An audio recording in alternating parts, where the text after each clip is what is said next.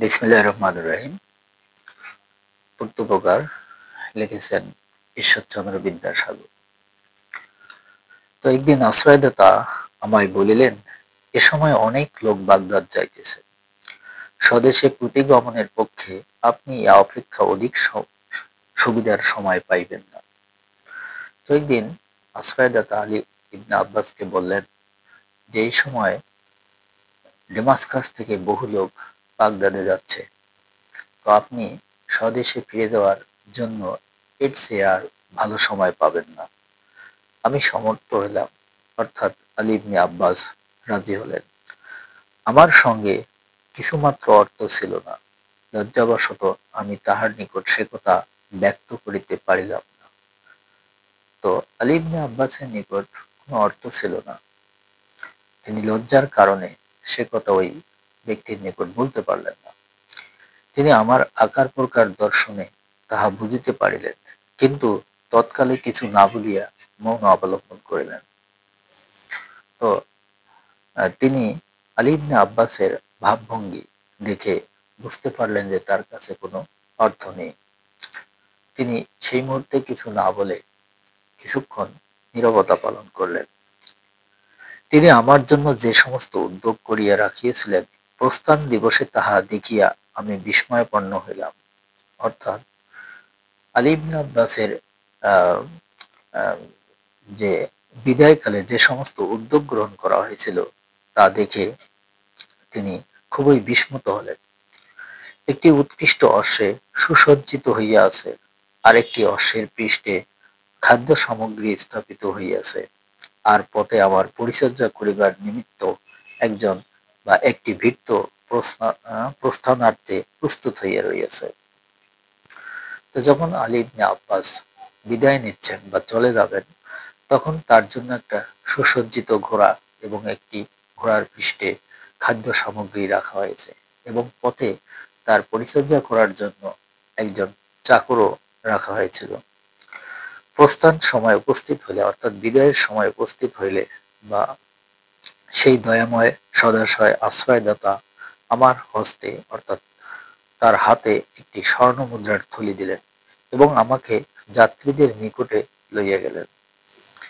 তো বিদায়ের সময় সে আশ্রয়দাতা আলী ইবনে আব্বাসের হাতে একটা স্বর্ণ মুদ্রা দিলেন এবং যে সমস্ত যাত্রী ডেমাসকাস থেকে বাগদাদে আসবেন তাদের নিকটে তাকে নিয়ে গেলেন। তার মধ্যে যাহাদের সহিত তাহার আত্মীয়তা ছিল তাহাদের সঙ্গে আলাপ করিয়ে দিলেন। অর্থাৎ ওই ব্যক্তির যে সমস্ত নিকটস্থ লোক ছিল যারা ডেমাসকাস থেকে বাগদাদে আসবে তাদের সঙ্গে আলী ইবনে আব্বাসকে পরিচয় করিয়ে দিলেন। আমি আপনকার বসতি স্থানে এই সমস্ত উপকার প্রাপ্ত হইয়াছিলাম, এজন্য পৃথিবীতে যত স্থান আছে ওই স্থান আমার সর্বাপেক্ষা প্রিয়। তখন আলী ইবনে আব্বাস বলল যে আপনার জন্ম স্থানে আমি এই সমস্ত উপকার পেয়েছিলাম, এজন্য পৃথিবীতে যত স্থান আছে তার চেয়ে ওই স্থান আমার সর্বাপেক্ষা প্রিয়। এই নির্দেশ করিয়া দুঃখ প্রকাশ পূর্বক আমি বলিলাম, আক্ষেপের বিষয় এই, আমি এ পর্যন্ত সেই দয়াময় আশ্রয়দাতার কখনো কোনো উদ্দেশ্য পাইলাম না। তো তিনি দুঃখ প্রকাশ করে বললেন যে আমি এই পর্যন্ত সেই দয়াময় ব্যক্তির কোনো খোঁজ পাইলাম না। যদি তাহার নিকট কোনো অংশে কৃতজ্ঞতা প্রদর্শনের অবসর পাই, তাহা হইলে মৃত্যুকালে আমার কোনো ক্ষোভ থাকবে না। তো আলী ইবনে আব্বাস বললেন, বন্দীকে বললেন যে আমি যদি কোনোভাবে তার সেই ব্যক্তির কে সেই ব্যক্তিকে কৃতজ্ঞতা প্রদর্শনের অর্থাৎ কৃতজ্ঞতা দেখার যদি সুযোগ পাই, তাহলে মৃত্যুকালে আমার কোনো আর অনুতাপ থাকবে না। একথা শুনিবা মাত্র তিনি অতিশয় আহ্লাদিত হইয়া বলিলেন, আপনার মনস্কাম পূর্ণ হইয়াছে। অর্থাৎ এই কথা শোনা মাত্র তিনি অত্যন্ত আনন্দিত হইয়া বললেন, আপনার মনের আশা পূর্ণ হইয়াছে। আপনি যে ব্যক্তির উল্লেখ করিলেন এই হতভাগাই আপনাকে 1 মাস কাল আপনালয়ে রাখিয়েছিলেন। তাহার এই কথা শুনিয়া আমি চমকিয়া উঠিলাম। সবিশেষ অবিনেশ সহকারে কিছুক্ষণ নিরীক্ষণ করিয়া তাহাকে চিনিতে পারিলাম, অর্থাৎ তাকে বিশেষ মনোযোগ সহকারে দেখে আমি তাকে চিনতে পারলাম এবং আহ্লাদে পুলকিত হইয়া অশ্রুপূর্ণ নয়নে আলিঙ্গন করিলাম এবং অত্যন্ত আনন্দে রোমাঞ্চিত হইয়া জল ভরা চোখে আমি তাকে আলিঙ্গন করলাম। তার হস্তপদ হইতে লৌহ শৃঙ্খল খুলিয়া দিলাম এবং কি দুর্ঘটনাক্রমে তিনি খলিফার কোপে পতিত হইয়াছেন তাহা জানিবার নিমিত্তে নিতান্ত ব্যগ্র হইলাম। অর্থাৎ তার পরিচয় পেয়ে আমি তার সমস্ত হাত পা খুলে দিলাম এবং তার সঙ্গে তাকে সে কি কারণে তাকে বন্দি করা হয়েছিল তা জানার জন্য অত্যন্ত আগ্রহ প্রকাশ করলাম। তখন তিনি বলিলেন, কতিপয় নিজ প্রকৃতির লোক ঈর্ষাবশত শত্রুতা করিয়া খলিফার নিকট আমার উপর উৎকট দোষারোপ করিয়াছে।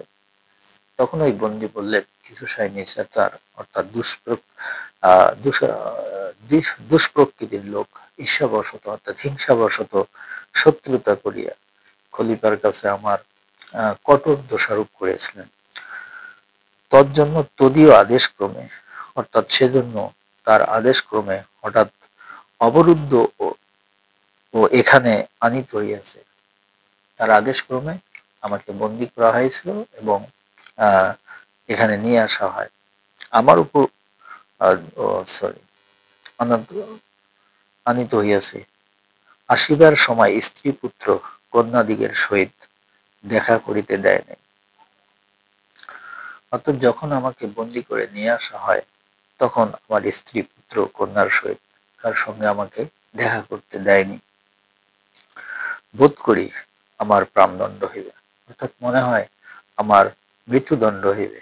অতএব আপনার নিকট বিনীত বাক্যে প্রার্থনা এই, আপনি অনুগ্রহ করিয়া আমার পরিবারবর্গের নিকট এই সংবাদ পাঠাইয়া দিবেন, তাহলে আমি যথেষ্ট উপকৃত হইব। তখন এই বললেন যে আমার মনে হয় প্রাণদণ্ড হবে, আপনি অনুগ্রহ করিয়া এই সংবাদটা আমার পরিজন বর্গের সহিত দেবেন, তাহলে আমি উপকৃত হইব। তাহার এই প্রার্থনা শুনিয়া আমি বললাম, না না, আপনি এক মুহূর্তের জন্য প্রাণনাশের আশঙ্কা করিবেন না। তখন আলী ইবনে আব্বাস তাকে অভয় প্রদান করে বললেন যে আপনি এক মুহূর্তের জন্য প্রাণনাশের বা মৃত্যুর আশঙ্কা করবেন না, আপনি এই মুহূর্ত হইতে স্বাধীন। এই বলিয়া পাথিয়া স্বরূপ সহস্র স্বর্ণমুদ্রার একটি থলি তার হস্তে দিয়া বলিলাম, আপনি অবিলম্বে প্রস্থান করুন এবং সিনস্পাদ পরিবারবর্গের সহিত মিলিত হইয়া সংসার যাত্রা সম্পূর্ণ করুন। তখন আমি তাকে একটি সহস্র অর্থাৎ 1000 স্বর্ণমুদ্রার একটি থলি তার হাতে দিয়ে বললাম যে আপনি এখান থেকে চলে যান এবং আপনার পরিবার পরিজনদের সহিত সাক্ষাৎ করুন। আপনাকে ছাড়িয়ে দিলাম, এজন্য আমার উপর খলিফার মর্মান্তিক ক্রোধ ও দেশ জন্মাবে। অর্থাৎ আপনাকে ছেড়ে দিলে হয়তো খলিফা আমার উপর অত্যন্ত ক্রোধ এবং হিংসা জন্মিবে, তাতে সন্দেহ নাই। কিন্তু যদি আপনার প্রাণ রক্ষা করতে পারি তাহলে সেজন্য আমি অনুমাত্র দুঃখিত হইব না। কিন্তু খলিফা হোক আমার উপর যতই রাগান্বিত হোক না কেন, আপনার যদি আমি প্রাণ রক্ষা করতে পারি তাহলে আমার অনুমাত্র দুঃখিত আমি হইব না।